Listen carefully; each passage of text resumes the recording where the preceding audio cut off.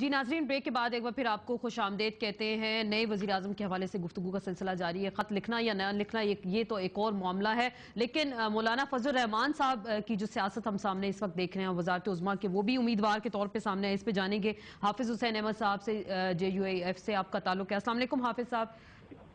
وعلیکم السلام حافظ صاحب، یہ مولانا صاحب کیا کہہ رہے ہیں کہ کبھی کبھی تو اکثریت بھی کام نہیں آتی، پہلے جج تھے، یہ نہ ہو کوئی جرنیل نہ آ جائے، اداروں کے درمیان ٹکراؤ سے کہیں مارشل لا نہ آ جائے، اس لیے مولانا صاحب وزارت عظمیٰ کے کینڈیڈیٹ کے طور پہ سامنے آئے۔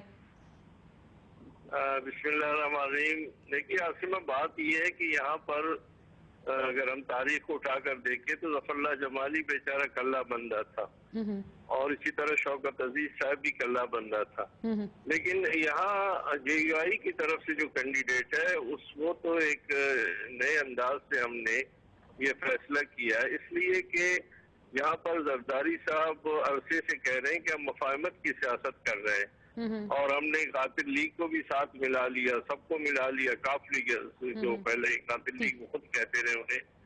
تو ہم یہ دیکھنے کے لیے ذرا چیک کر رہے ہیں کہ دیکھتے ہیں کہ کیا مفاہمت کی سیاست میں کوئی چھوٹی جماعت بھی اپنی کینڈیڈیٹ کو آگے لا سکتی ہے۔ بڑی اہم آپ نے معنی خیز بات کی۔ میں ذرا یہاں پہ مزید ایک اور سوال آپ سے کروں گی کہ آپ نے کہا مفاہمت کی سیاست کو دیکھنے جا رہے ہیں، ٹیسٹ کرنے جا رہے ہیں، تو آج جو مولانا صاحب ملے چودھری شجاعت صاحب سے، تو کوئی یقین دہانی کرا دی گئی مولانا صاحب کو کہ ان کو ووٹ کریں گے؟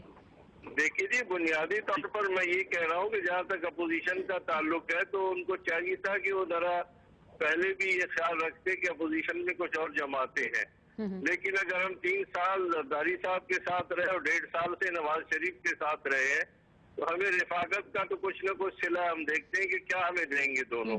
تو آپ پر امید ہے رفاقت کا صلہ آپ کو ملے گا؟ پر امید ہے آپ؟ دیکھیں مہتاب عباسی صاحب کے نام پیش کرنے سے پہلے کیوں ہمیں اعتماد میں نہیں لیا گیا؟ اس لیے ہم سمجھتے ہیں کہ فیصلے کر لیتے، چاہے وہ اپوزیشن میں بیٹھنے والے ہوں یا حکومت کے لوگ فیصلے کر لیتے اور اس کے بعد وفود بھیجتے ہیں۔ تو ہم نے کہا کہ بجائے اس کے کہ ہم کسی ایک اور حوالے سے کیوں نہ کھڑے ہوں اور ہم اپنے جو 8 ارکان ہیں ان کے ووٹوں کو ہم خود اپنے ہی کیوں استعمال نہ کریں، اور پھر ہم دیکھیں گے کہ مفاہمت کی سیاست کے حوالے سے کیا چند دن کے لیے ہے، چند مہینوں کے لیے ہے، اور کیا معیار وہی ہے جو زرداری صاحب نے مقرر کی ہے؟ کیا مہتاب عباسی صاحب کو جیتنے کے لیے کھڑا کیا گیا ہے یا مہتاب عباسی صاحب کو ٹیسٹ کیس کے طور پہ؟ اس کا مطلب مولانا صاحب بھی سامنے آ گئے۔ دیکھیں اگر اپوزیشن کی طرف سے مہتاب عباسی کھڑے ہیں تو اپوزیشن سے مولانا فضل الرحمان بھی کھڑے ہیں۔ اگر یہاں جیتنے اور ہارنے کی بات نہیں ہے تو پھر اپوزیشن کی یکتا کے لیے اور یکجائی کے لیے اور اتحاد کے لیے گزشتہ 2 سالوں میں جو کچھ نہیں کیا گیا تو ایک اور موقع ہم انہیں فراہم کرتے ہیں۔ چلے ایک اور موقع فراہم کر رہے ہیں، فضل الرحمان کی حمایت کر رہے ہیں۔ بڑی اچھی بات کی حافظ صاحب، وقت کی کمی ہے، بہت شکریہ آپ کا، اور ہمیں آپ کی ساری بات سمجھ آ گئی کہ مفاہمت کی سیاست زرداری صاحب اگر کہتے ہیں تو وہ بھی اس کو آزمانے آئے ہیں کہ کون ان کے ساتھ ہے کون نہیں۔ حمید اللہ جان افریدی صاحب، کیا یہ بڑی لاجک لگ رہی ہے اس بات میں؟ کوئی وزن آپ کو لگ رہا ہے؟ اور 8 ووٹوں کو وہ کہہ رہے ہیں کہ ہم ان کو ہی آزمائیں گے اور ان کو نون لیگ کی طرف بھی اشارہ کر رہے ہیں۔ نہیں، مجھے تو ٹوٹلی اس پوری سٹوری کی سمجھ ہی نہیں آئی، نہ مجھے اس میں کوئی لاجک نظر آتا ہے۔ سمپل سی بات ہے، کیونکہ یہ بڑے واضح فگرز ہیں اور ادھر معلوم ہے نہ تو زرداری صاحب یہ قربانی کسی کے لیے دیں گے اور نہ ہی میاں صاحب جو ہے یہ قربانی کسی کے لیے دیں گے۔ سمپل چیز ہے۔ آگے اب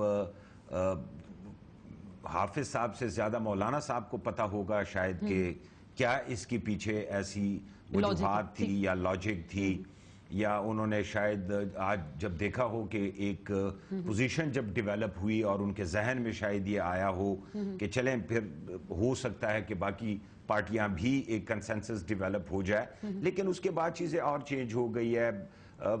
قاہرہ کے پیپر سبمٹ ہو گئے ہیں، راجہ صاحب کا پھر بھی ہم کہیں کہ چلیں لوگ کہہ رہے تھے کہ سپریم کورٹ کا رینٹل پار پروجیکٹ والا ایشو ہے، اب سچویشن چینج ہے۔ میرے خیال سے بڑی مولانا صاحب کی طرف آپ کو وزن نہیں لگتا؟ ان کا پلڑا آپ کو بھاری نہیں دکھائی دے رہا؟ مجھے نہیں لگتا، آپ کو وزن نہیں لگ رہا۔ میاں صاحب کیا کہتے ہیں ذرا ہم سنوا دیں دستی صاحب کو، پھر ذرا جواب لیتے ہیں۔ جی، وزیر اعظم چلے جائیں گے، ان کو نکالا جاتا رہے گا لیکن وہ پیسہ واپس نہیں آئے گا۔ کب تک وزیر اعظم کو قربانی کا بکرا بنایا جائے گا؟ عوام کی نظروں میں انتہائی گندا کاز ہے जिसके ऊपर ये खड़े हुए हैं। आसिफ अली जरदारी साहब को इस ऊंचे मनसब पे फाइज किया जाना चाहिए। आज फैसला कुन किरदार अदा कर सकते हैं जो कौमी असेंबली के मेंबरान हैं। कौम भी देख रही है कौन किसके पलड़े में अपना वोट डाले। कौम देख रही है कि किसके पलड़े में अपना वोट डालें, और आप जरा बेहतर बता सकते हैं जो मियां साहब इस वक्त बयान फरमा रहे हैं। यही कह रहे हैं कि अपनी लोगों को पार्टी जो अरकान है वो बगावत करें। एक तरफ तो ये कहते हैं वो आपको बगावत की तरफ उकसा रहे हैं। मिसाक जमहूरियत है, और दूसरी तरफ जो है वो तो खत्म हो गया, वो तो दफन भी हो गया।